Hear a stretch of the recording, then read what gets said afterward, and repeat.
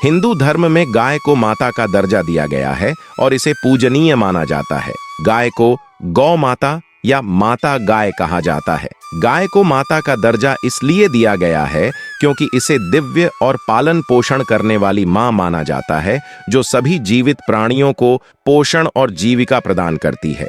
गाय को धन, शक्ति और मातृ प्रेम का प्रतीक भी माना जाता है।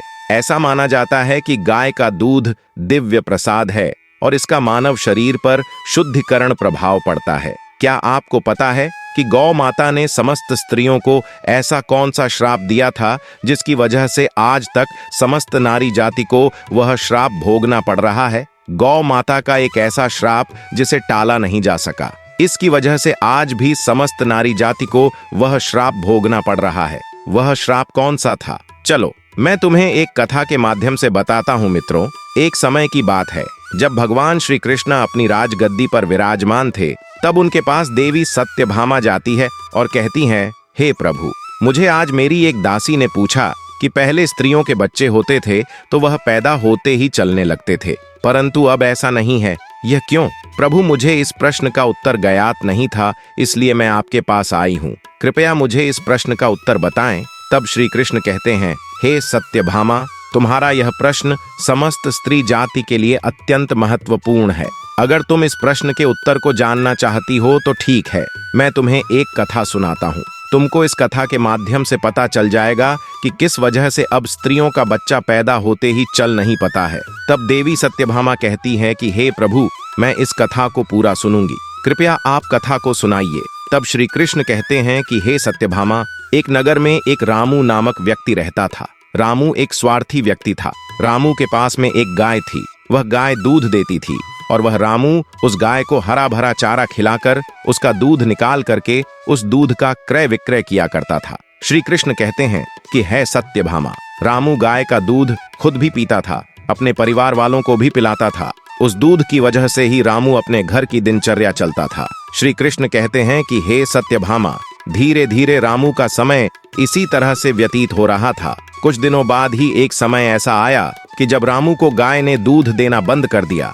जैसे ही गाय ने दूध देना बंद कर दिया तो इधर रामू ने उस गाय को चारा डालना बंद कर दिया।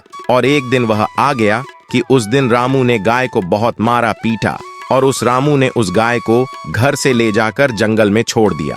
अब वह गाय बेचारी अकेली पड़ गई। बेचारी गाय अकेली जंगल में इधर उधर घूमती फिरती है और एक दिन जंगल में बने एक मंदिर के पास में पहुंचती है और भगवान से विनती करते हुए कहती है, हे भगवान, मैं आपसे यह वंदन करती हूँ कि हे प्रभु, आपने हमें गाय की योनि में डालकर कितना गलत काम किया है। श्री कृष्ण कहते हैं कि हे सत्यभामा, वह गाय रहती है। देखिए, जो आपकी 84 लाख योनियों में सर्वश्रेष्ठ योनि मानव की है, वह कितना पाप और कितना दुष्कर्म करता है। वह गाय आगे कहती है, जब तक मैं दूध देती रही तब तक उस व्यक्ति ने मुझे अपने घर पर रखा। जैसे ही मैंने दूध देना बंद कर दिया, उसके बाद में उसने मुझे चारा भी नहीं डाला। इतना ही नहीं, उसने तो मुझे घर से बाहर ही निकाल दिया। अब मैं इधर उधर भटक रही हूँ। अब जंगल में चारा खा खा करके, जंगल में घास खा करके मैं अपने पेट को भरती हूँ, गुजरा करती हूँ। हे भगवान, आपने जो सर्वश्रेष्ठ योनि बनाई है प्रभु, यह तो कितनी स्वार्थी और लालची योनि है। श्री कृष्ण कहते हैं कि हे सत्यभामा, धीरे धीरे समय व्यतीत होता चला गया। गाय बेचारी दर दर भटकती रही। जब भी कभी वह गाय रामू के द्वार पर आ जाती है तो अब रामू लाठी लेकर के उस गाय को जंगल की तरफ, खेतों की तरफ भगा करके आता है। श्री कृष्ण कहते हैं कि हे सत्यभामा, धीरे धीरे जब वह गाय एक दिन गर्भवती हो जाती है तो अब जैसे ही 3-4 महीने का गर्भ हुआ है तो इस जंगल से एक स्त्री गुजर रही थी। उस स्त्री ने जैसे ही उस गाय को देखा, उसने मन में सोचा कि यह गाय तो गर्भवती है। मैं एक काम करती हूँ, इस गाय को मैं पाल लेती हूँ। जब इसका बच्चा हो जाएगा तो यही गाय मुझे दूध देने लगेगी। तब मैं इसका दूध खुद पीऊंगी और साथ ही अपने परिवार वालों को भी पिलाऊंगी। श्री कृष्ण कहते हैं कि हे सत्यभामा, वह स्त्री आगे कहती है कि इस गाय का दूध खूब क्रय विक्रय करूंगी। लेकिन जैसे ही वह स्त्री उस गाय को पकड़ने के लिए अपने पति को बुलाने के लिए जाती है और जब तक उसका पति वहां पर आता है तब तक वह गाय वहां से चली जाती है। धीरे धीरे और समय व्यतीत होता है। श्री कृष्ण कहते हैं कि हे सत्यभामा, जब उस गाय के प्रसव का समय नजदीक आ गया तब वह एकांत जंगल में सुरक्षित जगह पर जाकर के उस गाय ने एक बछड़े को जन्म दिया। श्री कृष्ण कहते हैं कि हे सत्यभामा, प्रसव के कुछ समय बाद वही स्त्री इस जंगल में घास काटने के लिए अपने खेतों पर गई हुई थी। जैसे ही उसने दूर से देखा कि एक गाय ने अपना बच्चा दिया हुआ है, तब वह उसके पास गई और उसने ध्यान से उस गाय को देखा तो बोली कि अरे, ये तो वही गाय है, इस गाय ने तो बछड़ा दे दिया, चलो अच्छा हुआ। श्री कृष्ण कहते हैं कि हे सत्यभामा, वह स्त्री सोचती है अब मैं इस गाय को पढ़ करके अपने घर पर अवश्य ले जाऊंगी। जैसे ही वह स्त्री उस गाय के पास से अपने पति को बुलाने के लिए जाने लगती है, तभी गाय इस समय उस स्त्री से कहती है, हे बहन, आज तुम हमारे ऊपर एक परोपकार कर दो। यह हमारा जो बच्चा है यह पीछे पड़ा हुआ है, इसे उठाकर कि तुम मेरी गर्दन के ऊपर रख दो।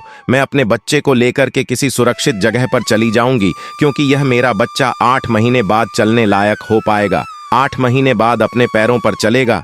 श्री कृष्ण कहते हैं कि हे सत्यभामा, ऐसा अभी है, ऐसा पहले नहीं था। पहले गाय का बच्चा 8 महीने के बाद ही अपने पैरों पर चलने लायक हुआ करता था। श्री कृष्ण कहते हैं कि हे सत्यभामा, लेकिन जैसे ही उस स्त्री ने गाय की बात सुनी तो वह बहुत जोर जोर से हंसने लगी। वह कहने लगी, तुम्हारा बच्चा इतना गंदा है, इतनी गंदगी में यह पड़ा है, मैं तुम्हारे बच्चे को उठा करके तुम्हारे कंधे पर क्यों रखूं? मैं तुम्हारे ऊपर यह परोपकार क्यों करूं?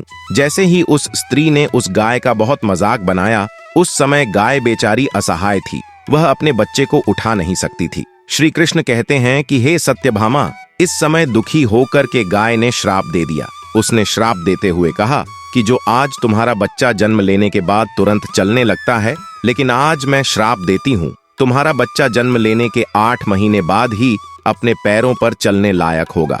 और जो यह मेरा बच्चा आज चल नहीं पा रहा है और यह आज के बाद पैदा होते ही बहुत जल्द अपने पैरों पर चलने लायक हो जाएगा। श्री कृष्ण कहते हैं कि हे सत्यभामा, इसी श्राप के कारण स्त्रियों का बच्चा अपने पैरों पर पैदा होते ही नहीं चल पाता, क्योंकि गाय माता ने समस्त स्त्री जाति को श्राप दिया है। परंतु गाय माता का जो बच्चा होता है वह तुरंत चलने लायक हो जाता है।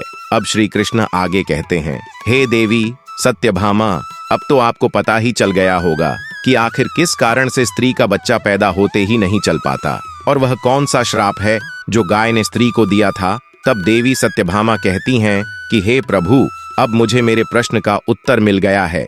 इस प्रश्न का उत्तर बताने के लिए आपका कोटि कोटि धन्यवाद। मित्रों, कहा जाता है कि सतयुग में जिस समय सुखदेव जी पैदा हुए थे, तो सुखदेव पैदा होने के तुरंत बाद ही अपने पैरों पर चलने लगे थे और वेद व्यास भी जन्म लेने के तुरंत ही बाद अपने पैरों पर चलने लगे थे। यह बात सतयुग की थी, लेकिन कलयुग में ऐसा नहीं है, क्योंकि गाय ने समस्त स्त्री जाति को श्राप दे दिया था। उसी दिन से समस्त स्त्रियों के जो बच्चे पैदा होते ही चलने लग जाते थे, उनकी प्रक्रिया वहीं पर रुक गई। गाय के श्राप के कारण ही स्त्री का बच्चा 8 महीने बाद ही बच्चे चलने लायक, अपने पैरों पर खड़े होने लायक बन पाता है और गाय का बच्चा उसी दिन से अपने पैरों पर चलने लायक हो जाता है। इसीलिए किसी की आत्मा को कष्ट नहीं देना चाहिए और यही सनातन धर्म का सबसे बड़ा धर्म है। गोस्वामी तुलसीदास ने लिखा है, परहित सरस धर्म नहीं भाई, दूसरे के दुख में दुखी हो जाना, दूसरे के काम आना सबसे बड़ा धर्म माना गया है। तो इसलिए हमें असहाय पशुओं की, पक्षियों की सहायता करनी चाहिए। गाय के श्राप की वजह से ही जितने भी पशु पक्षी हैं, उन सब के बच्चे जन्म लेने के तुरंत बाद चलने लग जाते हैं। लेकिन स्त्रियों के बच्चों पर इसका विपरीत प्रभाव पड़ा कि जन्म के तुरंत बाद स्त्री का बच्चा चलने लायक बन पाया हो। एक स्त्री की गलती से आज समस्त मानव जाति की महिलाओं को उस श्राप का खामियाजा आज भी भुगतना पड़ रहा है। मित्रों, आपको यह कथा कैसी लगी, हमें कमेंट में अवश्य बताइएगा। और वह कौन सा श्राप था जो स्त्रियों को मिला था, वह भी आप समझ चुके हैं। मित्रों, कमेंट में जय श्री कृष्णा अवश्य लिखना। साथ ही अगर आप हमारा चैनल पर नए हैं तो चैनल को भी सब्सक्राइब अवश्य कर लेना, हो सके तो इस वीडियो को समस्त माताएं बहनें शेयर अवश्य करें। वीडियो देखने के लिए आप सभी लोगों का दिल से धन्यवाद।